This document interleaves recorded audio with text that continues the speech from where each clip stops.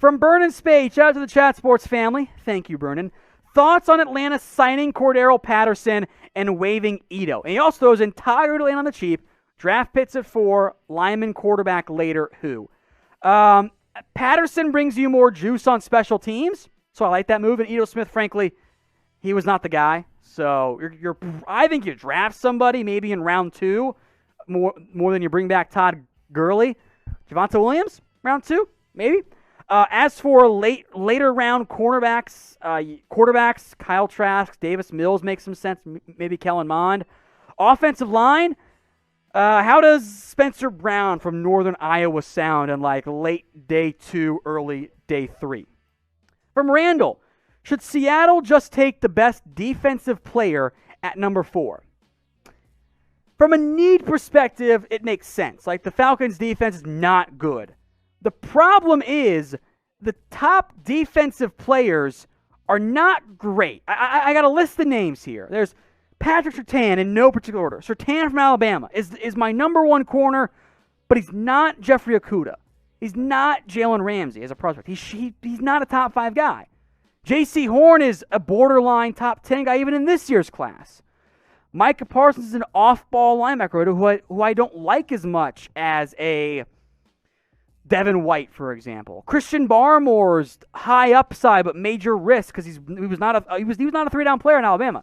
They did not put him on rundowns. They did not trust him there.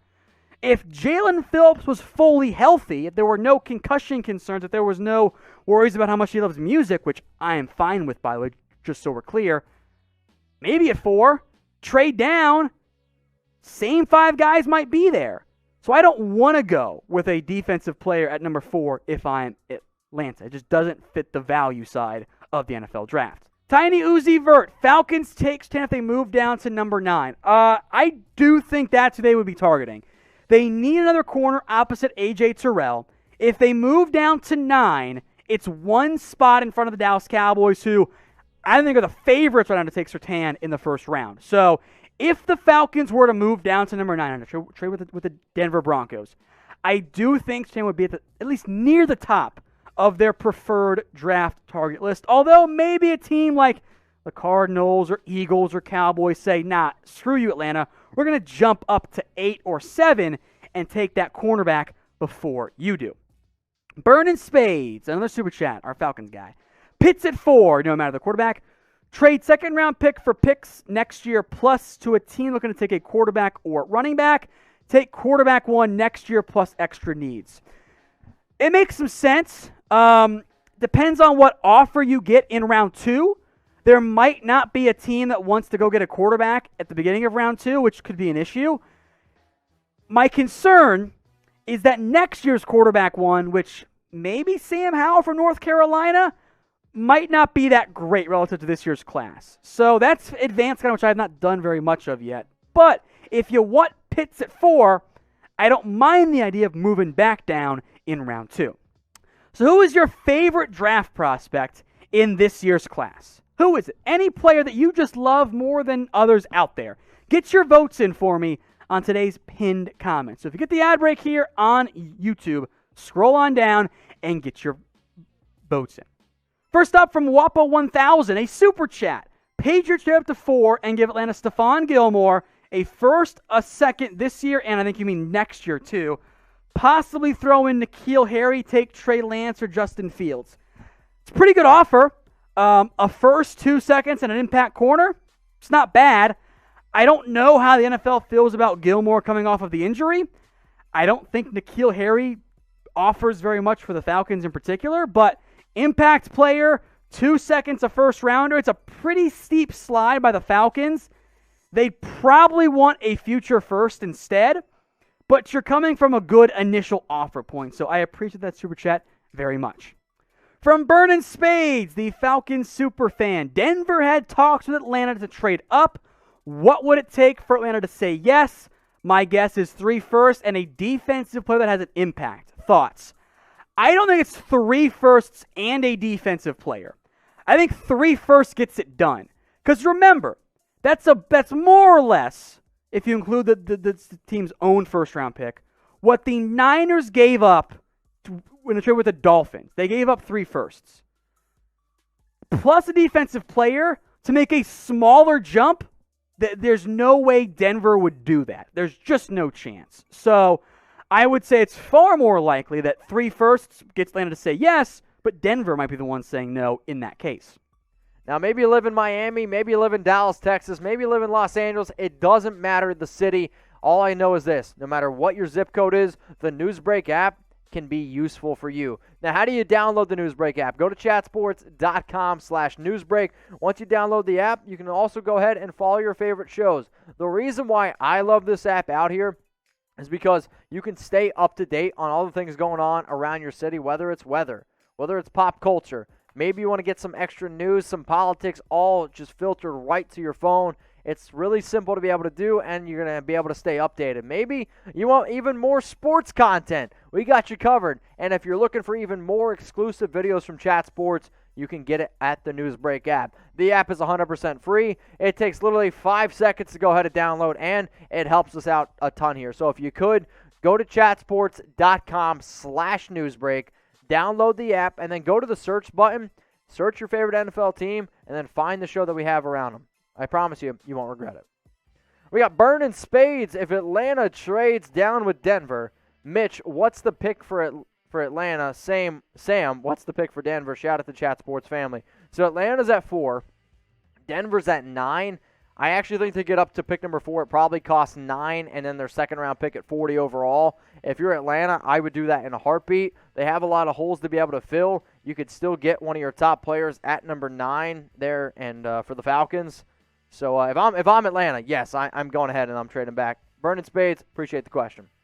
Omar for Press, should the Falcons take a safety at pick number 35? It's a good question. They're obviously not going to take a safety in their first round, right? So for Atlanta, you're at pick number 35. Here are my top 5 safeties on the board. Trevon Merrick, I don't know if he's going to be available at 35. He could probably be the only guy that I see going in round 1. Richie Grant, Javon Holland there are the next 2. The only guy that I would say I'd be comfortable taking at number 35 would be Merrick. However, I don't know if he's available. If you're going to go ahead and take a safety at 35, the player to do that with is Grant, who is a pretty good player in terms of being able to force turnovers. He forced 16 turnovers at UCF in his 3-year career there, but that still might be a little bit high. I think that you're referring to an article that I saw about the Falcons taking Holland at 35. That's definitely a little bit too high for me. All right, what up, El Shugon? Where will Justin Fields be drafted after his medical news? I don't think there's any impact whatsoever. He's still a top 10 pick. Now, if you guys are looking for the best coverage on YouTube around the NFL Draft, look no further. Hit that big red button underneath the video right now and go ahead and subscribe. If you are already subscribed to the channel, what I want you to do is take the link that you see below, youtube.com/chatsportstv, send it to some friends, tell them, hey, these guys go live all the time, and they're going to be live for the entire NFL Draft, and we're actually going to have picks before you see them on television. So go ahead, subscribe. I don't want you to miss it. All right, Burning Spades, you're next up here on NFL Daily. Best late-round sleeper picks for positions of quarterback, running back, safety, corner, and offensive line. So best late-round sleeper picks. I guess at the quarterback position, well, I don't really like Kellen Mond, so I'm not really going to go that route. But Sam Ehlinger, no thanks. Ian Book, no thanks. See, the issue is I don't really like a lot of the quarterbacks. So in terms of sleeper picks, there's not really guys out there that I'm too excited about. Running back, I like Michael Carter, running back from UNC. Also somebody like Jarrett Patterson from Buffalo. Strong safety sleepers. Jamar Johnson, is he even a sleeper anymore? At cornerback, oh boy. Cornerback, offensive line. Quinn Miners isn't my sleeper anymore. Unfortunately, he's gone. What about Adrian Ealy, offensive tackle from Oklahoma? I think he's a pretty good guy that could go in round 4. Daniel Shegog, who has the worst record in the league next year? It still depends what happens in the NFL Draft, but if I'm going to bet money on a team right now as it stands, I'll go with either the Atlanta Falcons because something happens to Matt Ryan, maybe a team like the Bengals, again, if they don't do what they need to do in the draft, and let's go out on a limb here, and I understand that Jacksonville's got a good pick, and I'm also going to say the New York Jets. Until I see what they do in the draft, those are still the 2 worst teams in football, so I'll go that route. James, could Slater go before Penei Sewell? He could. I know there's a lot of people out there that think that Penei Sewell will go ahead, and that's where I believe if I'm an NFL team, I take Penei Sewell over Rashawn Slater. However, if you're a little bit confused about certain players on your offensive line and you're looking for somebody who's a little bit more versatile, Rashawn Slater actually might be the better option in terms of a guard than what Sewell could be, but Slater to me goes ahead of Sewell maybe in 10% of mock drafts, and I think in the real world, if you did 10 drafts, Slater would go ahead of Sewell in maybe 1 out of every 10. Sewell to me is the better player. All right, y'all, so I want you to name a prospect that you think I should watch more film on. So Tom Downey, he's our main NFL draft guy. He does an amazing job, and I'm always trying to at least look up, 5 prospects a weekend to look a little bit more into. That way I can give better answers during my Q&As. That way I can also just give better information on the shows. The issue is, dude, there are so many players out there. So what I want you to do, give me some prospects that you think I should watch some more film on.